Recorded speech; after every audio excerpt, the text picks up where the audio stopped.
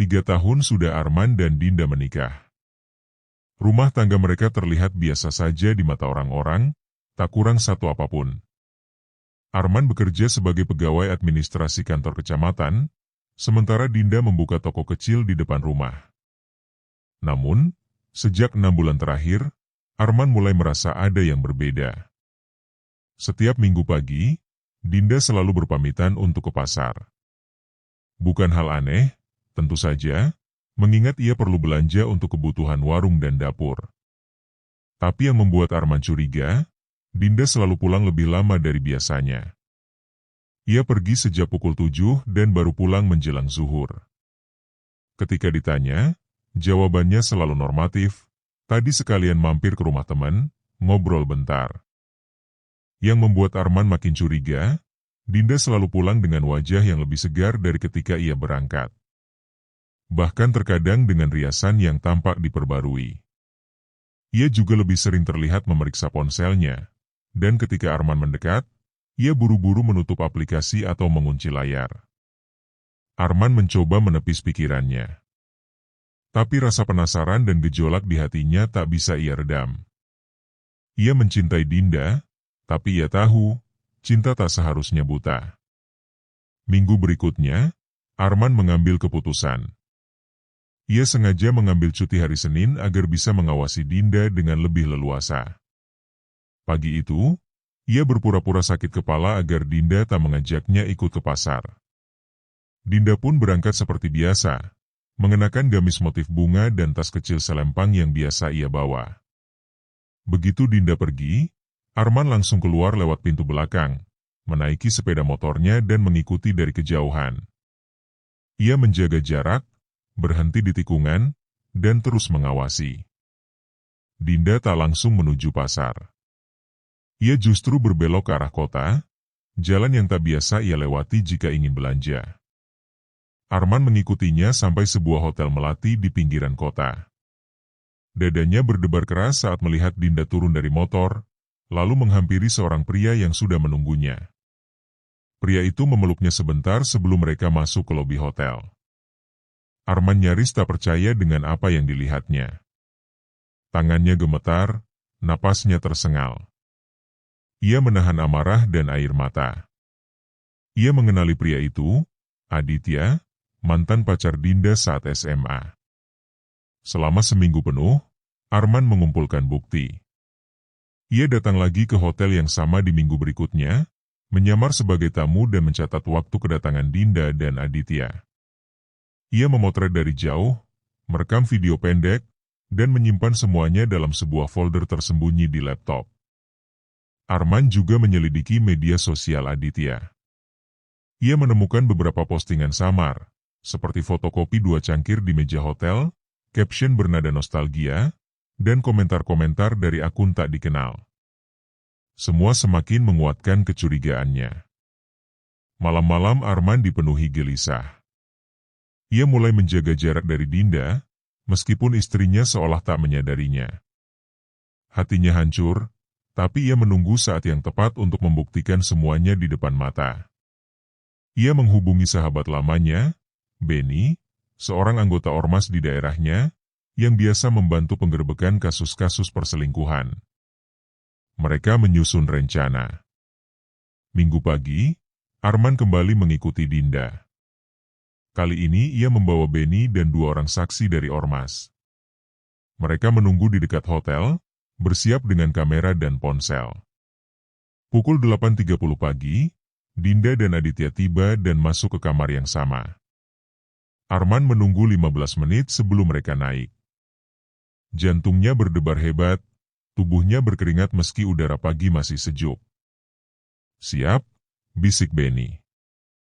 Arman mengangguk. Mereka mengetuk pintu kamar 205 dengan keras. Suara di dalam sempat hening, lalu terdengar langkah tergesa-gesa. Tak lama, pintu dibuka sedikit oleh Aditya dengan wajah panik. "Siapa kalian?" "Suami sah dari wanita yang ada di kamar ini," sahut Arman dengan suara bergetar namun tegas. Dinda muncul dari balik punggung Aditya dengan wajah pucat. Ia mengenakan selimut yang dibalut terburu-buru, Matanya merah, bibirnya gemetar. "Arman, maaf, aku bisa jelaskan." "Jelaskan di kantor polisi," ujar Arman singkat. Ia memberikan isyarat kepada Benny untuk merekam semuanya. Dinda menangis, Aditya panik dan mencoba menutup kamera.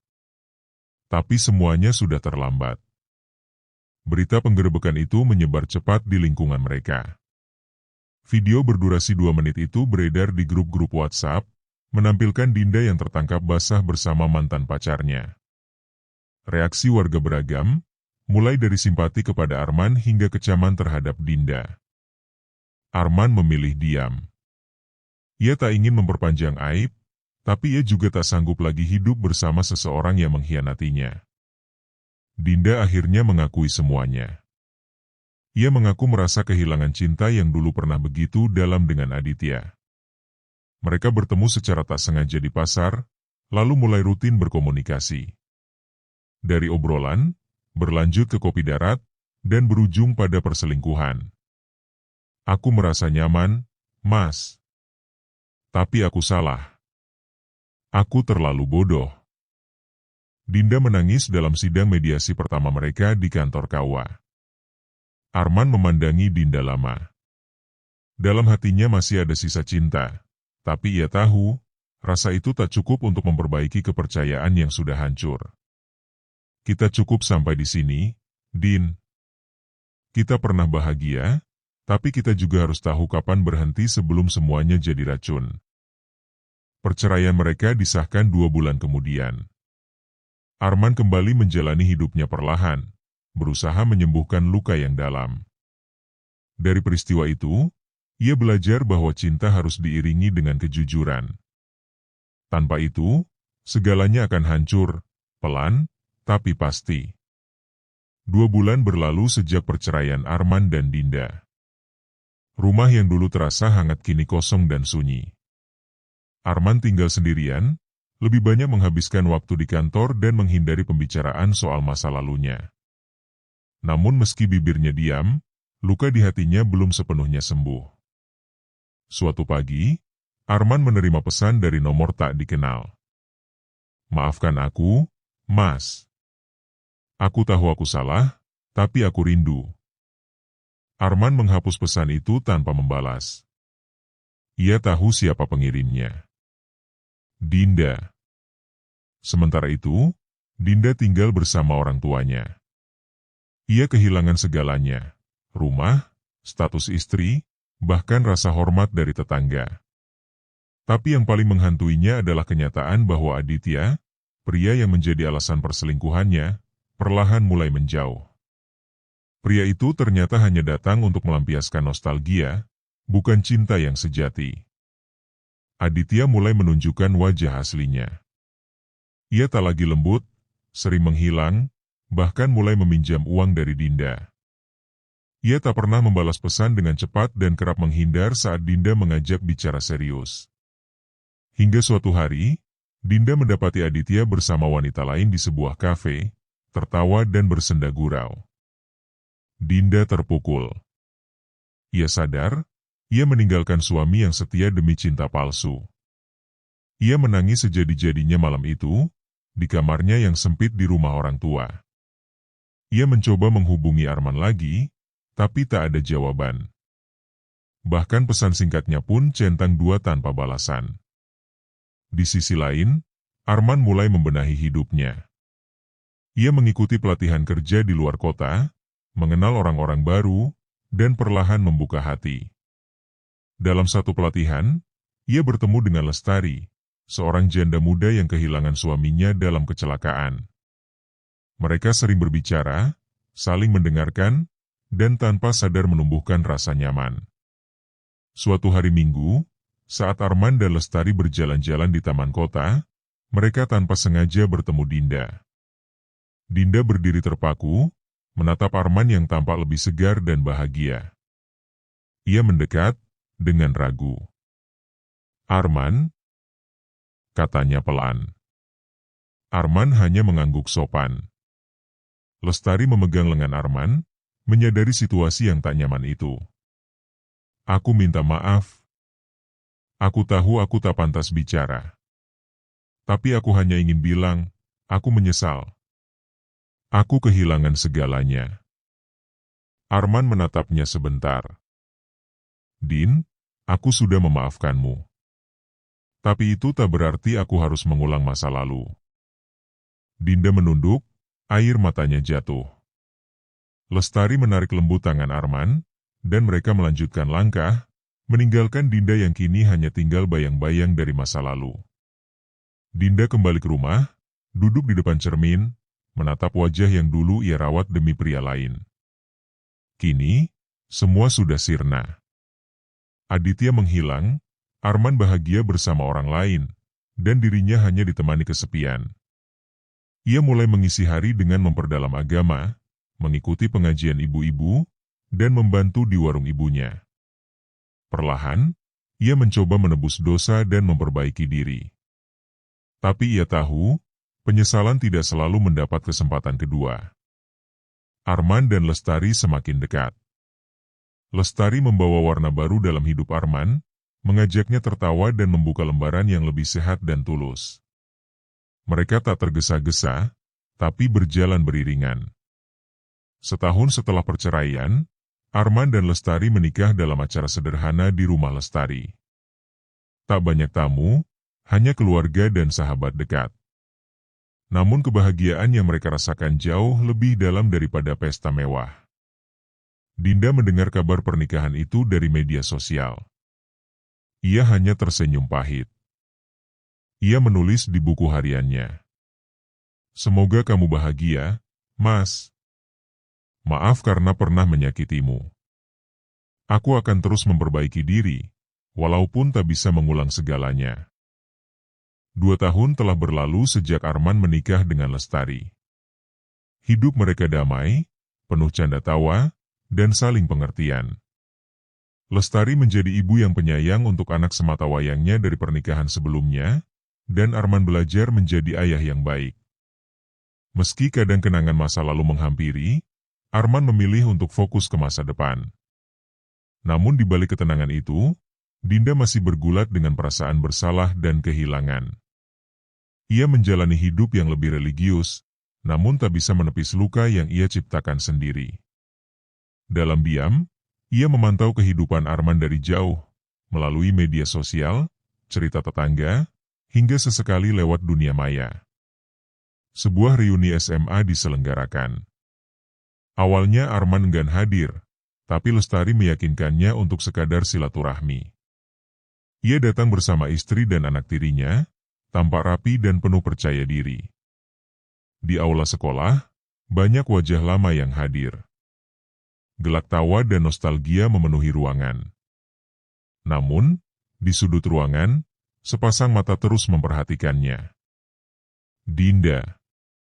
Ia datang sendirian, tampak lebih tenang dan tertutup. Ketika sesi makan siang tiba, Dinda menghampiri Arman. Mereka saling menyapa, basa-basi tentang masa sekolah, dan sesekali tertawa kecil. Lestari yang memperhatikan dari kejauhan tetap tenang, meski bisa membaca kecanggungan Arman. Aku ikut senang kamu sudah bahagia, men. Itu yang paling layak kamu dapat, kata Dinda tulus. Terima kasih, Din. Aku harap kamu juga menemukan damai dan jalan terbaikmu. Beberapa hari setelah reuni, Dinda mulai menghubungi Arman lagi. Awalnya hanya mengucap terima kasih atas pertemuan kemarin. Lalu berkembang jadi percakapan ringan. Arman, yang merasa kasihan, sesekali membalas. Namun, intensitas pesan itu mulai meningkat. Dinda mengirim foto makanan yang mengingatkan mereka pada masa lalu, bertanya soal kabar Lestari, bahkan mengingatkan momen-momen mereka dulu. Arman mulai merasa tak nyaman. Suatu malam, Lestari melihat Arman termenung di teras sambil memegang ponsel. Ia mendekat dan duduk di samping suaminya. Dinda hubungi kamu lagi ya? Arman menoleh, kaget. Kamu tahu? Aku tahu. Tapi aku percaya kamu. Selama kamu jujur, aku nggak khawatir. Tapi kalau kamu simpan, itu yang membuat jarak di antara kita. Esok harinya, Arman mengirim pesan terakhir ke Dinda. Din, aku sudah punya hidup yang baru. Bahagia dan damai. Tolong hargai itu. Aku bukan orang yang sama seperti dulu. Jangan buat kesalahan yang sama untuk kedua kali. Dinda tak membalas. Ia hanya menatap layar ponselnya lama sekali. Kali ini, ia benar-benar harus melepaskan.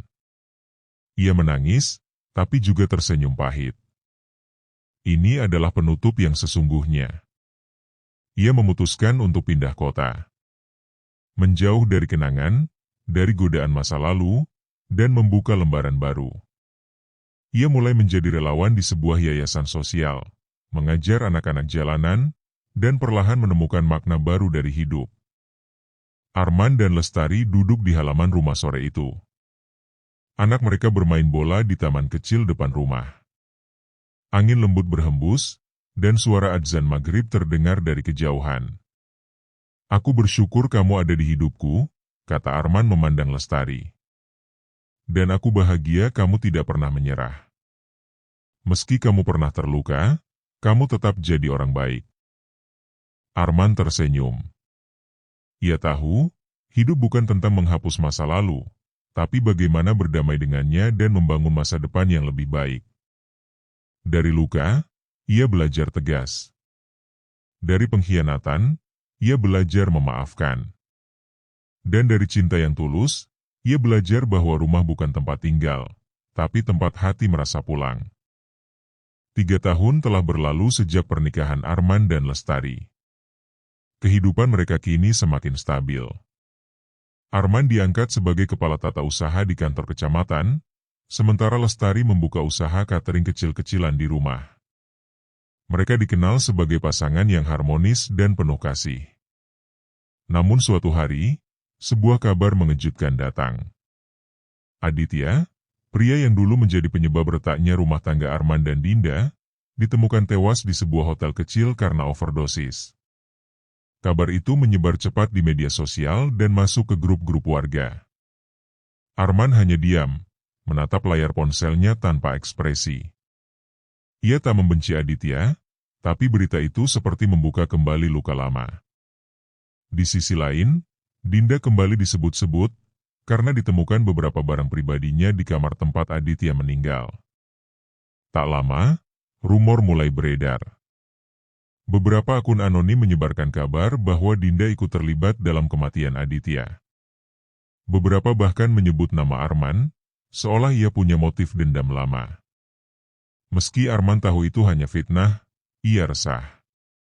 Reputasinya, pekerjaannya, bahkan nama keluarganya bisa tercoreng karena isu yang liar. Lestari menyuruh Arman tetap tenang, tapi tekanan dari luar terus berdatangan. Wartawan, polisi, bahkan teman kantor mulai menatapnya dengan kecurigaan samar. Dinda dipanggil pihak berwajib untuk dimintai keterangan. Ia menyangkal semua tuduhan. Ia memang pernah bertemu Aditya sebulan sebelum kematiannya, tapi hanya untuk menyelesaikan utang-utang lama. Dinda justru tampak lebih lelah dan hancur dari sebelumnya. Penyelidikan polisi akhirnya mengungkap bahwa Aditya memiliki riwayat kecanduan obat keras sejak 2 tahun terakhir. Ia hidup berpindah-pindah, terlilit utang, dan menjalin banyak hubungan tak sehat. Kematian Aditya murni karena overdosis obat-obatan. Nama Arman akhirnya dibersihkan. Namun Dinda tetap menghadapi tekanan sosial. Ia diasingkan di lingkungan tempat tinggalnya, warung keluarganya sepi, dan ia bahkan sempat diteriaki oleh tetangga. Dalam kondisi itu, Dinda nyaris depresi. Arman mendengar kabar ini dari mantan tetangga. Ia bimbang. Di satu sisi, ia ingin menolong. Di sisi lain, ia takut masa lalunya mengganggu keluarganya yang kini utuh. Suatu malam, Lestari mendapati Arman duduk termenung di teras. "Kamu masih mikirin Dinda?" Arman menghela napas. "Bukan karena aku belum bisa lepas, tapi aku merasa dia nggak pantas ditelantarkan begitu saja." Sekarang semua orang menjauhi dia. Kalau kamu ingin bantu, aku ikut. Tapi jangan diam-diam. Kita selesaikan ini bareng. Esok harinya, Arman dan Lestari mengunjungi Dinda. Mereka menemukan Dinda duduk lemas di depan rumahnya, kurus dan pucat. Saat melihat Arman, Dinda menangis. Aku nggak punya siapa-siapa lagi. Aku nggak minta dikasihani, Mas. Tapi aku benar-benar hancur. Lestari merangkulnya. Kita bantu semampu kita. Tapi kamu juga harus bangkit. Gak selamanya kamu bisa hidup di bawah bayang-bayang. Dengan bantuan Lestari, Dinda perlahan bangkit. Ia diberi pelatihan masak dan ikut bekerja di dapur catering milik Lestari. Perlahan, ia mulai mandiri. Warga yang semula menjauhi mulai bersikap biasa. Arman dan Dinda sepakat untuk menjaga jarak yang sehat, bukan sebagai musuh, tapi sebagai sesama manusia yang pernah punya luka. Dalam sebuah acara tasyakuran kecil untuk memperluas usaha catering, Dinda hadir sebagai tamu dan pekerja. Ia menyumbangkan suara, menyanyikan lagu religi dengan mata berkaca-kaca. Di antara para tamu, Arman dan Lestari hanya tersenyum, merasa lega. Semua luka mungkin tak sepenuhnya hilang, tapi kini, mereka tahu, setiap orang punya hak untuk menebus kesalahan dan memulai lagi. Tamat.